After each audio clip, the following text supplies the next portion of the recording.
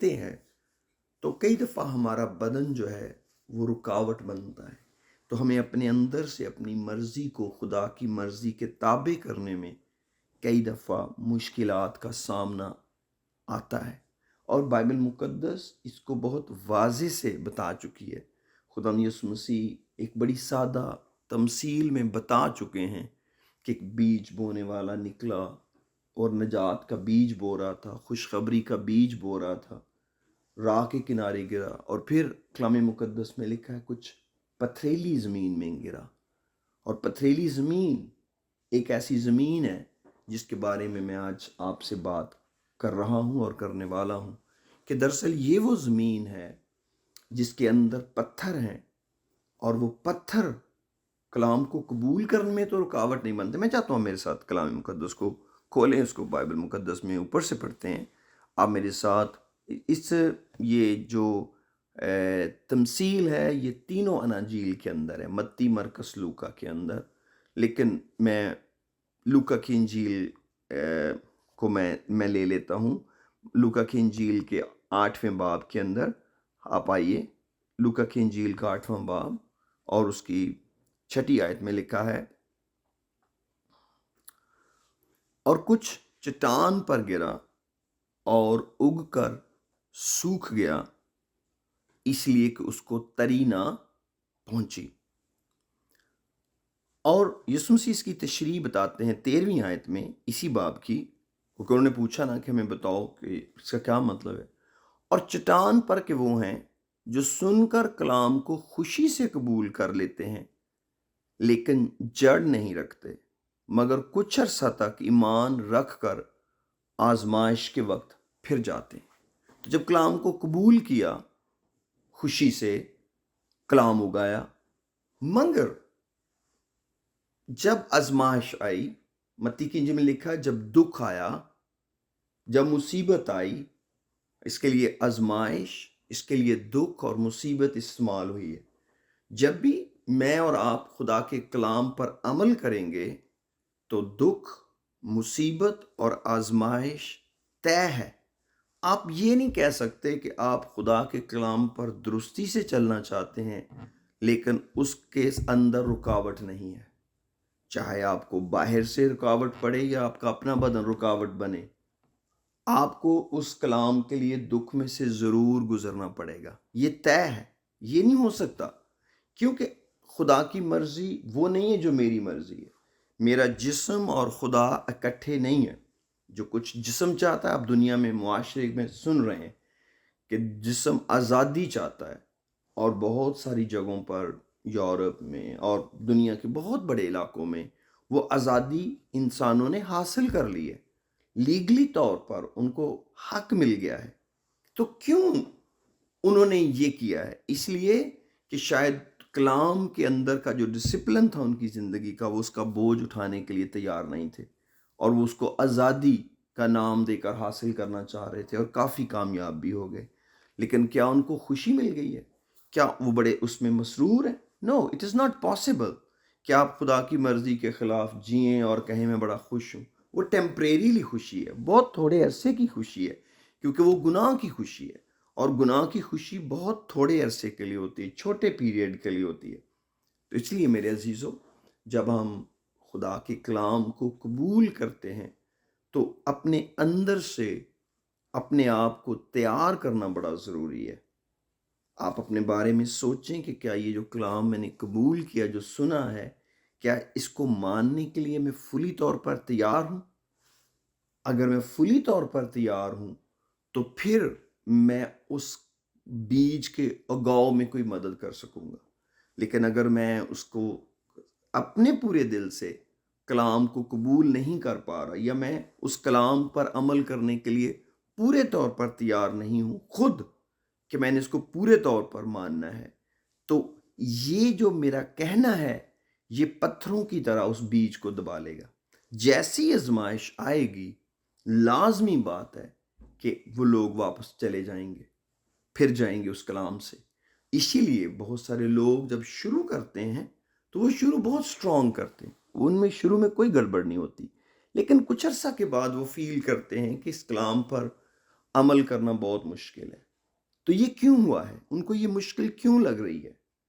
یہ مشکل کلام میں تو نہیں ہے، یہ مشکل ان کے اپنے دل میں ہے، ان کے اپنے اندر ہے، کہ جس طاقت سے اس بیج کو اگانا چاہ رہے ہیں وہ طاقت ہے کام نہیں آ رہی۔ کیوں؟ کیونکہ وہ اس چیز کو اپنے اندر سے، ان پتھروں کو، ان رکاوٹوں کو جو اس کلام کے اگانے میں ہے، نکالنے کے لیے تیار نہیں ہے۔ اور یہی سبب ہے کہ ان کی جو خوشی ہے وہ بہت تھوڑے ٹائم کی ہے، لیکن پھل کچھ بھی نہیں آ سکا۔ اور اس کا یہ نہیں ہے کہ اس کا کوئی نقصان نہیں ہوگا، اس کا اتنا بڑا نقصان ہے کہ یہ ایسے ہی ہے جیسے اس کلام کو سنا ہی نہیں گیا، یہ ایسے ہی ہے جیسے اس کلام پر کام کیا ہی نہیں گیا، کیونکہ الٹیمیٹلی تو بے پھل رہ گئی وہ زمین۔ لیکن ریزن کیا ہے؟ ریزن یہ ہے کہ ہم نے خود اپنے اوپر کام نہیں کیا۔ جب میں نے پچھلا میسج شیئر کیا تھا، میں اس کو واپس سے پڑھنے لگا ہوں آپ کی مدد کے لیے۔ لوکا کی انجیل کے 6 باب میں آتے ہیں، جو میں نے کہا کہ جو چٹان پر گھر بناتے ہیں وہ کون ہے۔ یسوع مسیح فرماتے ہیں لوکا کی انجیل کے 6 باب کی 40ویں آیت میں، شاید 45 سے پڑھوں گا۔ لکھا ہے،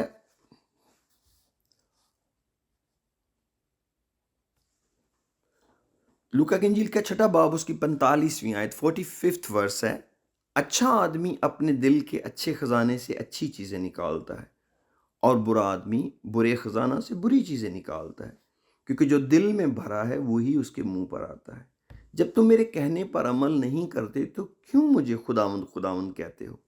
جو کہ میرے پاس آتا اور میری باتیں سن کر ان پر عمل کرتا ہے، میں تمہیں جتاتا ہوں وہ کس کی مانند ہے؟ وہ اس آدمی کی مانند ہے جس نے گھر بناتے وقت زمین گہری کھود کر چٹان پر بنیاد ڈالی۔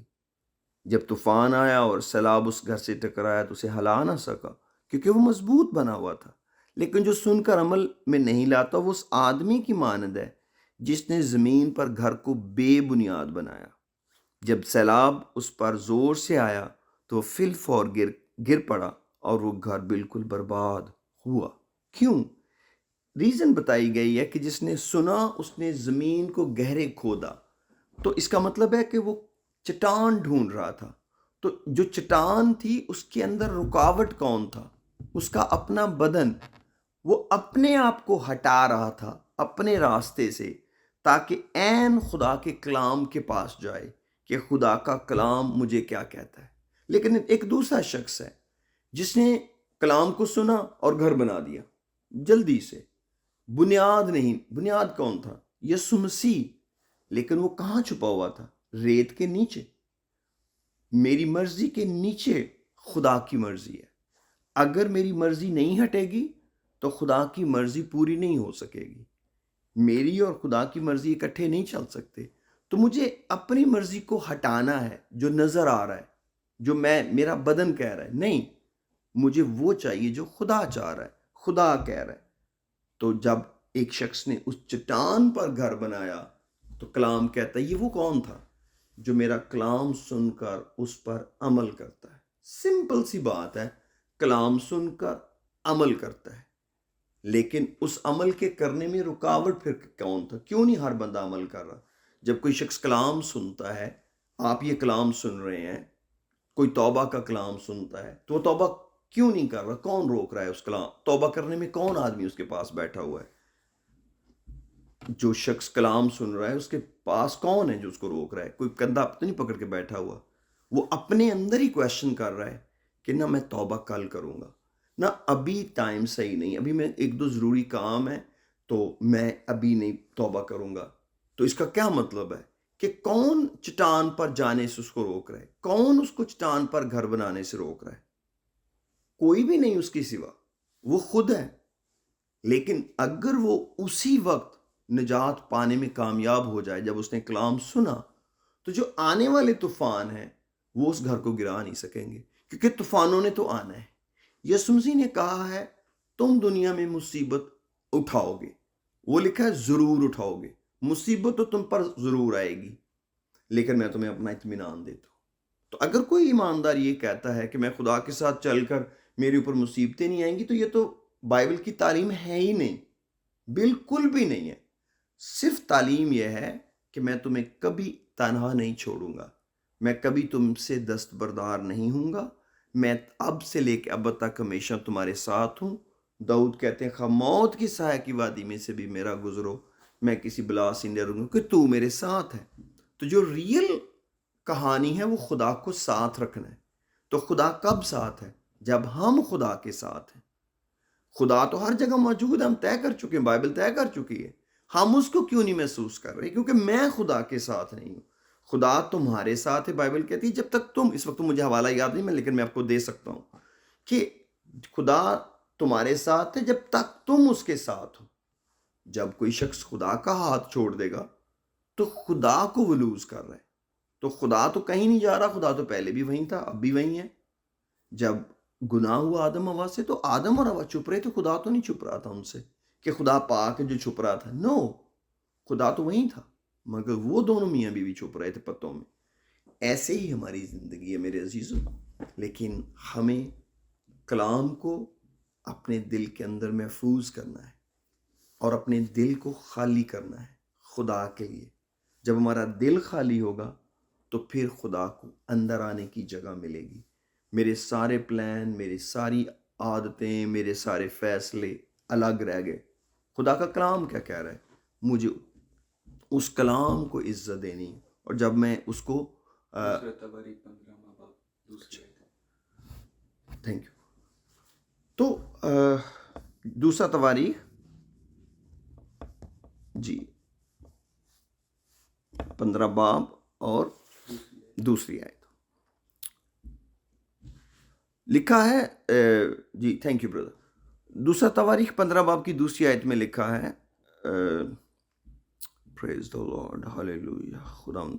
اور وہ پہلی ایسے پڑھ لیتے ہیں. اور خدا کی روح عزریہ بن عدد پر نازل ہوئی اور وہ آسا سے ملنے کو گیا اور اسے کہا, اے آسا اور سارے یہودا اور بنیامین میری سنو, خداوند تمہارے ساتھ ہے جب تک تم اس کے ساتھ ہو, اور اگر تم اس کے طالب ہو تو وہ تم کو ملے گا, پر اگر تم اسے ترک کرو تو وہ تم کو ترک کرے گا.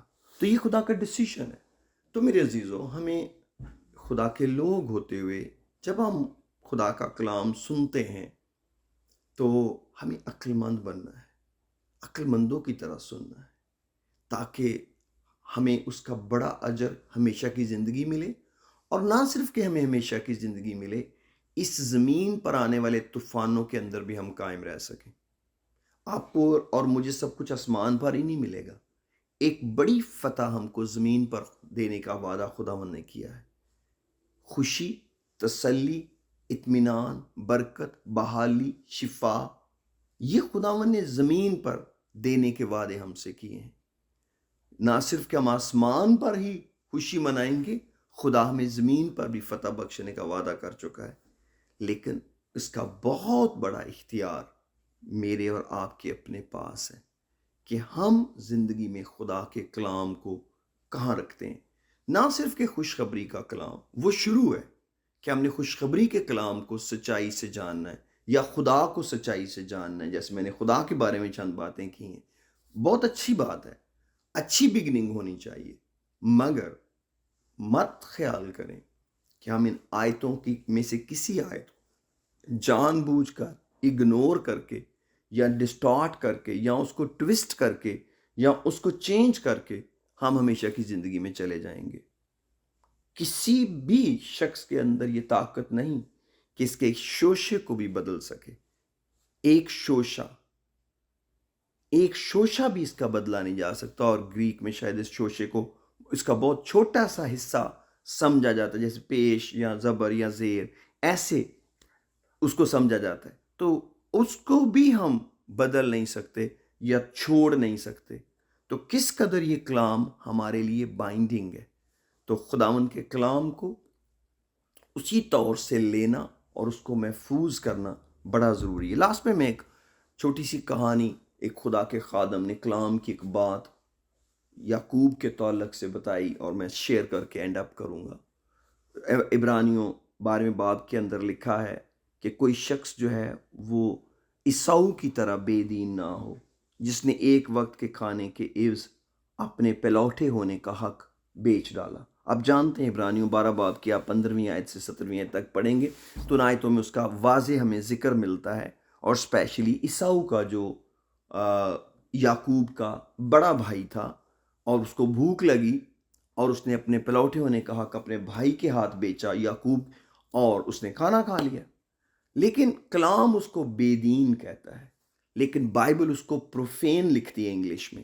پروفین وہ جگہ ہے بردر وربل بین کہتے ہیں جو خیمہ سے باہر ہوتی تھی. جو خیمہ موسیٰ لگاتا تھا خدا کا گھر، اس کے باہر کی جگہ کو پروفین کہتے تھے. اور عیساؤ جنگلوں میں رہنے والا شخص تھا، وہ شکاری تھا، مگر یعقوب گھر میں رہتا تھا. اور اس نے خدا کی اس برکت کی حفاظت نہ کی، اس کو پردوں کے اندر نہیں لے کر آیا. تو میرے عزیزو، ہم نے اگر خدا کے کلام پر عمل کرنا ہے تو ہمیں اس کو اپنی مرضی کے پردوں کے اندر چھپانا ہے کہ خداوند جو تیرا کلام مجھے کہتا ہے مجھے اس کے مطابق بننا ہے. اور میں تیرا شکر کرتا ہوں یہ مقام تو نے مجھے دیا، جس جگہ تو نے مجھے رکھا ہے یہ برکت کی ہے. یعقوب کہتے ہیں ادنا بھائی اپنے اعلیٰ مرتبہ پر فخر کرے. خدا کا بیٹا، خدا کی بیٹی ہونا بہت بڑی برکت ہے، بہت بڑی برکت ہے. لکھا ہے جتنوں نے اسے قبول کیا اس نے انہیں خدا کے فرزند بننے کا اختیار دیا. تو خدا کے بیٹے اور بیٹیاں بن جانا، ابراہیم کی نسل میں شریک ہو جانا. گلتیوں 3 باب میں لکھا ہے تم سب جتنوں نے مسیح یسوع میں شامل ہونے کا بپتسمہ لیا، مسیح کو پہن لیا. اور جب ہم اس پر ایمان لاتے ہیں تو ہم مسیح کے وسیلے خدا کے فرزند بنتے ہیں. لیکن کب؟ جب ہم یعقوب کی طرح اس کو پیار کرتے ہیں. خدا میں تیرا بیٹا ہوں، خدا میں تیری بیٹی ہوں، میں تیرا شکر کرتا ہوں تو نے مجھے اپنا بیٹا اور بیٹی بنایا ہے. اور یہ رشتہ اتنا برکت والا ہے کہ وہ آپ کو کبھی ڈوبنے نہیں دے گا، کبھی آپ کو برباد ہونے نہیں دے گا، کبھی بھی.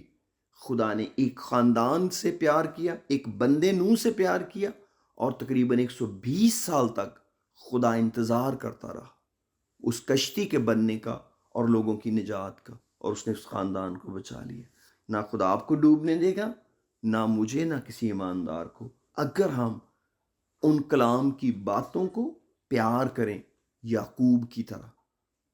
یعقوب کو اپنی برکت سے پیار تھا، اس نے اس برکت کو بھی حاصل کر لیا جو اصل میں اس کی تھی بھی نہیں. جس کی بے قدری اس کا بڑا بھائی کر رہا تھا اسی برکت کی قدر چھوٹا بھائی کر رہا تھا. اسی لیے خدا کلام کہتا ہے یوں کہلایا میں ابراہیم کا خدا، اسحاق کا خدا اور یعقوب کا خدا ہوں. لیکن یہ یوں کہا جانا تھا میں ابراہیم کا خدا، اسحاق کا خدا اور عیساؤ کا خدا ہوں. تو خدا نہیں بدلا، عیساؤ بدلا. اور جب عیساؤ بدلا خدا نے اپنا ٹائٹل بدل دیا اور کہا میں ابراہیم کا خدا، اسحاق کا خدا اور یعقوب کا خدا ہوں. کوئی بھی برکت کو پیار کرنے والا شخص، کلام پر عمل کرنے والا شخص اس جگہ فٹ ہو جاتا ہے جہاں یعقوب ہے. تو خداوند آپ کو بڑی برکت دے اور مجھے بھی کہ ہم اس کلام پر عمل کرنے کے لیے اس کو پتھروں کے اندر نہ ڈالیں اور اس رکاوٹ کو نکال دیں تاکہ یہ کلام اچھی زمین میں گہری جڑ پکڑے. اور کبھی بھی جب مصیبت آئے، آزمائش آئے، دکھ آئے تو یہ کلام ہمیں سنبھالے، ہمارا زور بن جائے. نہ کہ ہم اس کلام کو چھوڑ کر چلے جائیں، نہ کہ اس کلام کو رد کر کے چلے جائیں. کتنے لوگ ہیں جو بیماریوں میں جادوگروں کے پاس چلے جاتے ہیں، افسوس کے ساتھ وہ ایمان سے برگشتہ ہو کر گمراہی کی زندگی میں چلے جاتے ہیں اور وہ کہتے ہیں ہمیں تو آرام چاہیے جہاں سے بھی مل جائے، ہمیں تو شفا چاہیے جہاں سے بھی مل جائے. نو، نہیں، یسوع شافی سے بڑا تو کوئی شفا دینے والا دنیا میں ہے نہیں. ایک ہی ہے جس کی صلیب خالی ہے اور ایک ہی ہے جس کی قبر خالی ہے. میرے عزیزو، اس کی صلیب بھی خالی ہے. گو اور بہت سے لوگ صلیب پر چڑھے اور اتارے گئے، لیکن میرے ذہن میں یسوع کی صلیب ہے اور آپ کے ذہن میں بھی یسوع کی صلیب ہے. اس لیے میرے عزیزو، ہمیں خدا کے لوگ ہوتے ہوئے آئیے دعا کریں اور خداوند سے فضل مانگیں.